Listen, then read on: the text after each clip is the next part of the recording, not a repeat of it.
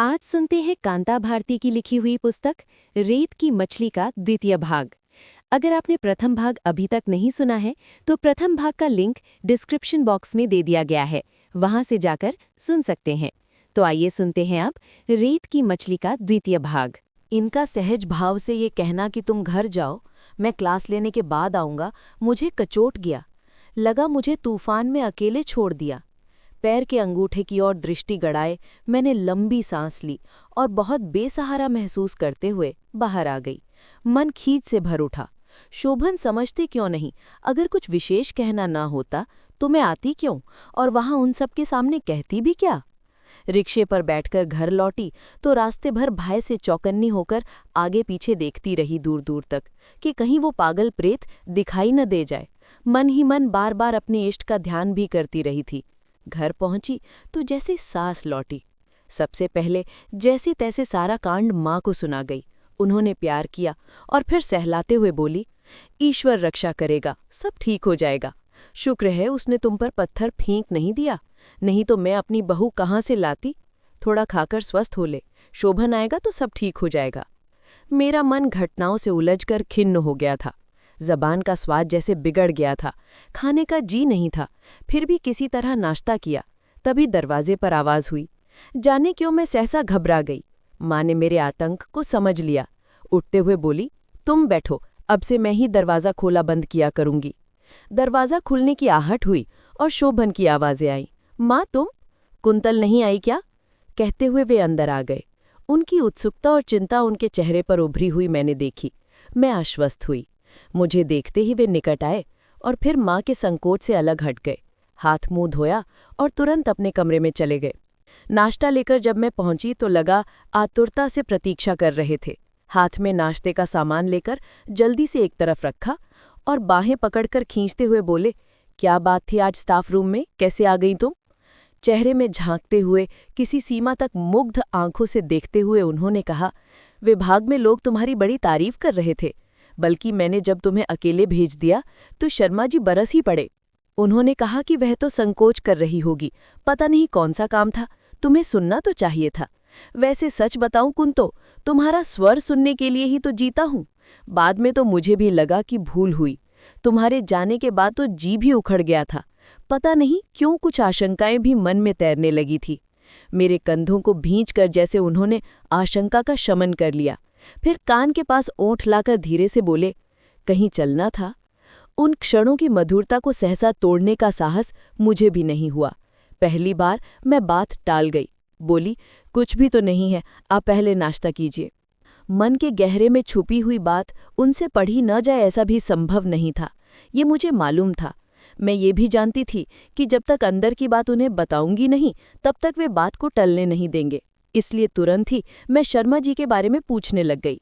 इतना अंतराल अवश्य हो सका कि वे चाय पी ले, लेकिन फिर तुरंत ही वे प्रसंग पर लौट आए। मैं बर्तन लेकर उठने को ही थी कि उन्होंने फिर हाथ थाम लिया। तन्मय होकर बोले, छोड़ो ना ये सब कुंतो, पहले बात बताओ ना क्या है। सच तो ये है कि अब वो बात बताने का वैसा साहस और मैं बटोर नहीं पा रही थी। रमन की वो घटना इनके भावुक हृदय पर कितना गहरा आघात पहुंचा सकती है, इसका अनुमान मुझे था। किंतु वे अब इस बात को अच्छी तरह से समझ गए थे कि मैंने उनसे कुछ छुपाया है और उसे छुपा ही रहने देना चाहती हूँ। ऐसे क्षणों में दूसरे को विवश करना उन्हें आता था। बस अपनी बाहों में कस कर जकड़ लिया। एक क्षण के लिए लगा कि कहीं उस दबाव से ही बात बाहर ना आ जाए, लेकिन संतुष्ट हुई कि एक चुंबन ने ओठों को बंद कर दिया। लेकिन कितनी देर? अंतर की बात चुंबन की मधुरता के चुंबकीय आकर्षण के साथ साथ ओठों तक आ गई। बात कहते कहते मन भारी हो आया, आंखें भीग गईं। रमन की उस घटना के एक एक पहलू के बारे में विस्तार से उन्होंने सुना और गंभीर हो गए। मेरे कंधों पर से उनकी बाहों का कसाव ढीला हुआ और वे धीरे से उठकर खड़े हो गए। कुछ देर सोचते रहे और फिर जैसे उलझे और खोए से कमरे में टहलने लगे, इधर से उधर, उधर से इधर। वे उसी तरह टहलते रहे और मैं उद्वेग से घुटती रही। गहरा मौन मेरे अंतर को सालने लगा। बेचैन होकर मैंने कहा, आप अचानक चुप क्यों हो गए? मुझे घबराहट हो रही है। मेरे स्वर में कायरता भर आई थी। मैंने व्यग्रता से पूछा, बता दीजिए ना, मैंने कुछ गलत किया? उनका टहलना रुक गया। बहुत गंभीर स्वर में बोले, ऐसी कोई बात नहीं, चिंता ये है कि प्रॉक्टर ने उसे पुलिस में दे दिया होगा, मुकदमा चलेगा। जब तक फैसला नहीं होता वो बंद रहेगा। सारी यूनिवर्सिटी में चर्चा होगी। लोगों को क्या, छोटी सी बात भी स्कैंडल बनते देर नहीं लगती। मैं सन्नाटे में आ गई, गला भराया। इससे तो अच्छा होता कि वो पत्थर मार देता और मैं मर जाती। मैं सुबकने लगी। वे फिर उसी तरह गंभीर टहलते रहे। संभवतः वो इतने गंभीर थे कि मेरे रोने की तरफ उनका ध्यान भी नहीं गया। तभी जैसे एक विस्फोट हुआ। बाहर वही मनहूस शोर उभरा। रमन की भाभी जोर जोर से रो रही थी और शोभन को बुरा भला कहती जा रही थी। यंत्रवत मेरी हथेलियों ने आंखों और गालों से आंसू पोंछ लिए। व्यस्त होकर मैं उठी और भरसक रमन की भाभी की ओर से ध्यान मोड़ने के लिए अनावश्यक रूप से बिस्तर उलटने पलटने लगी। ये और अधिक गंभीर हो उठे थे। रमन की भाभी की एक एक बात उसके रुदन के साथ वातावरण में गूंज रही थी। आसपास शायद लोग भीड़ लगाकर सुनने भी लगे होंगे। रो रो कर कहे जा रही थी, अब शोभन का कलेजा ठंडा हो गया होगा। मैं बेवा हो गई तो लोग जो चाहें जुल्म ढाएं।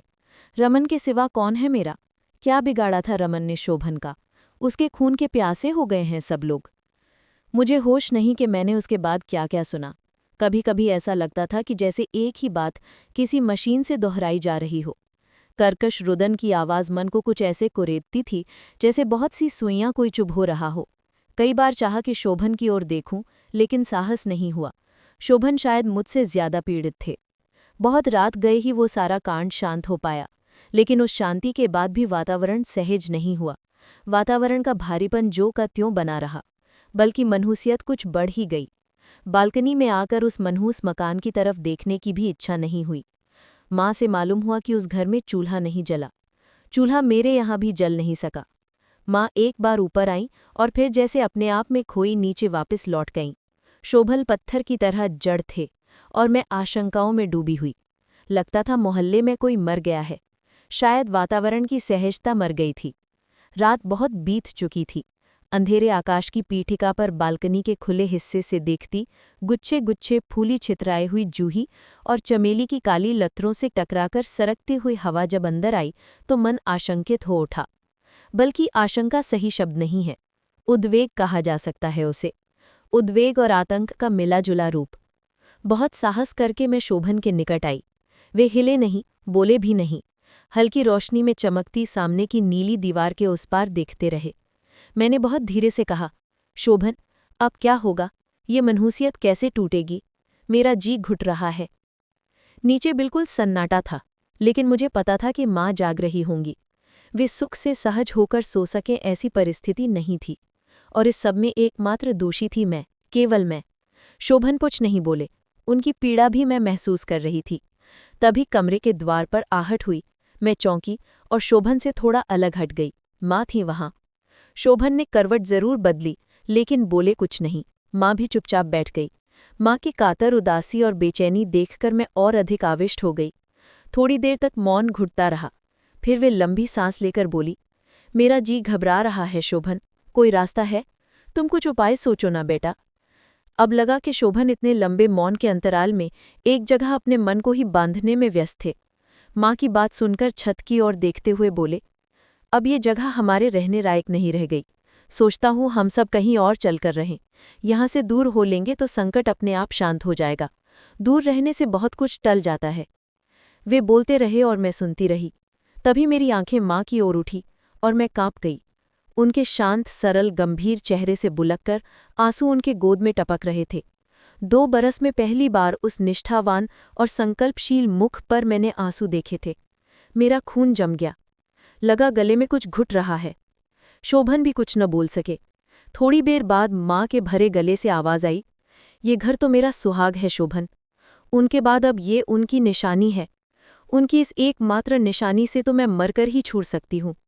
अंतिम दिन भी अगर मैं यहाँ ना रही तो मुझे लगेगा कि तुम्हारे पिता को दोबारा मुझसे किसी ने छीन लिया। झगड़े कहाँ नहीं होते शोभन। जहाँ इतना जीवन बीता उसे अब छोड़कर कहाँ जाएंगे हम। शोभन का चेहरा उतर गया। नीले कमरे का नीला सन्नाटा और गहरा हो गया। माँ के जाने के बाद भी अवसाद हल्का नहीं हुआ। कोई कुछ नहीं बोला। ऐसा लगा जैसे लगातार झुकी आंखों में कड़वाहट भर रही हो। चुपचाप उठी, बिस्तर ठीक किया, पर किसी तरह भी कहने का साहस न हुआ कि ये सो जाएं।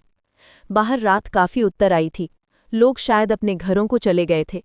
उस मनहूस सकान से रोने की आवाज भी अब बंद हो गई। बालकनी के बाहर मैं कुछ विशेष देख रही थी, ऐसा नहीं कहा जा सकता। देखने पर दिखता भी कुछ कुछ नहीं। वहां कुछ देखने लायक होता भी तो मन ऐसा न था कि कुछ देख पाती। अंधेरा, सन्नाटा, अवसाद और आत्मपीड़न के उन क्षणों में मैं कब तक वहां खड़ी रही, नहीं कह सकती।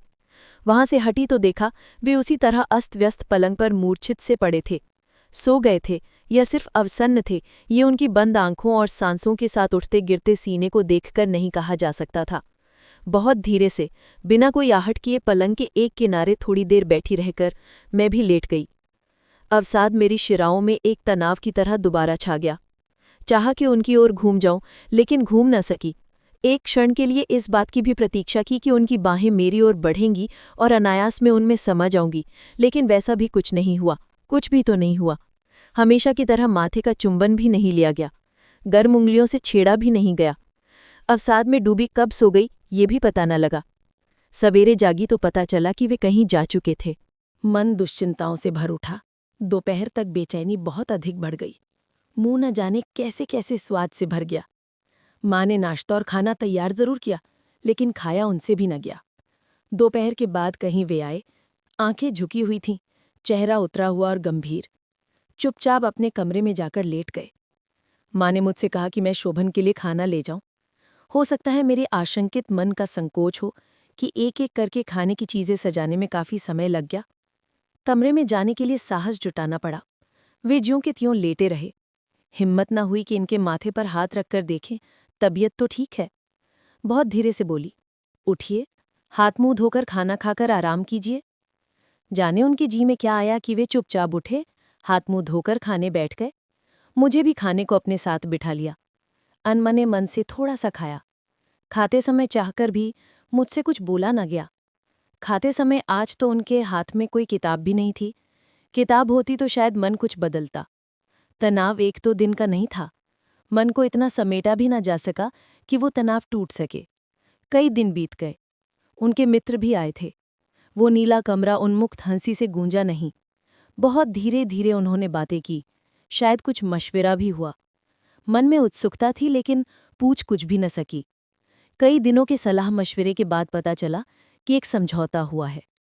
तय ये हुआ है कि मुकदमा वापस ले लिया जाए और रमन माफी मांग ले। लेकिन ये सब हो कैसे? रमन तो पागल हो चुका था। उससे इस बात की संभावना कम थी कि वो सहज रूप से समझौते के लिए तैयार होगा। उसके मन की गांठें उसके सामने कौन खोलता, और वो उन्हें खोलने भी कब देता? उसकी कुंठा आईना देखने को तैयार कैसे होती? लेकिन अब शोभन भी जिद पर आ गए थे। उन्होंने दृढ़तापूर्वक कह दिया था कि अगर वो माफी नहीं मांगता तो मुकदमा वापस नहीं होगा। अनजाने और अनचाहे ही उस तनाव में मैंने महसूस किया कि मैं माँ के इष्टदेव को याद कर रही हूँ। पूरा महीना इसी यातना में बीता। शायद रमन की समझ में आ गया था कि मुकदमा वापस ना हुआ तो उसकी नौकरी छूट सकती है। एक दिन उसने माफी मांग ली। तब दिन सहसा बदले हुए लगने लगे। बालकनी में जूही के गुच्छे फूल आए हैं, मैंने देखा। उसकी कोमल पत्तियों पर धूप की किरणें नाचती हैं, ये भी मैंने देखा।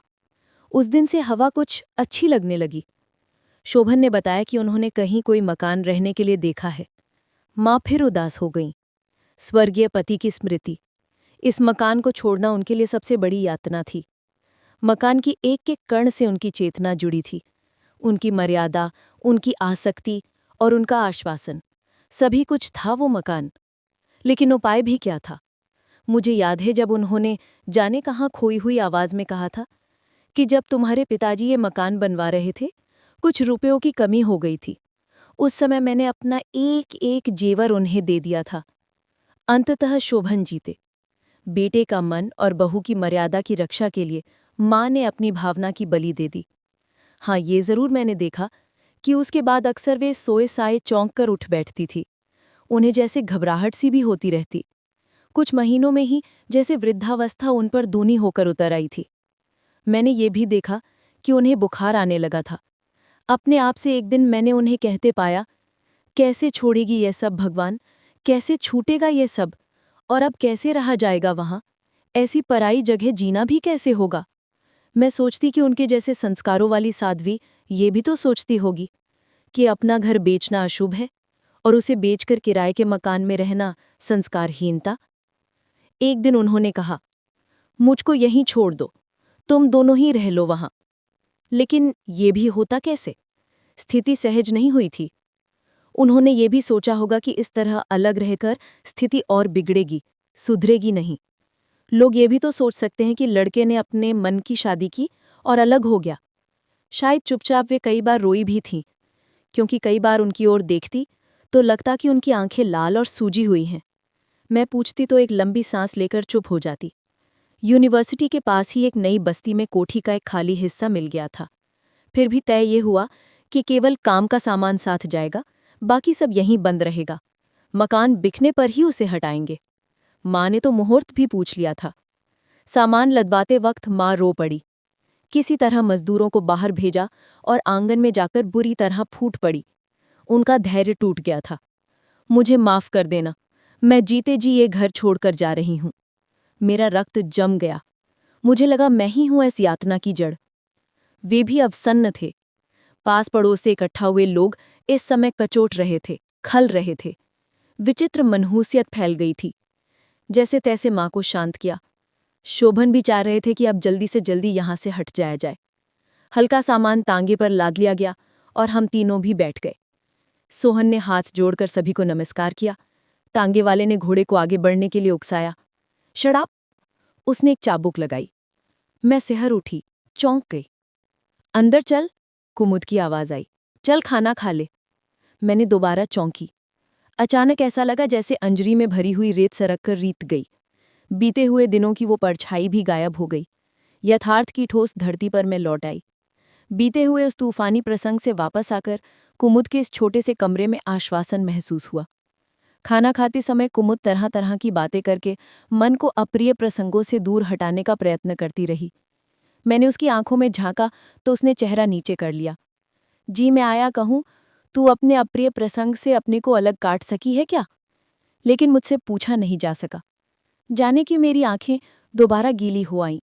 अगला भाग सुनने के लिए वीडियो को लाइक कर दें और चैनल को सब्सक्राइब कर दें। साथ ही बेल आइकन प्रेस कर दें ताकि अगली वीडियो की जानकारी आप तक सबसे पहले पहुंच सके। धन्यवाद।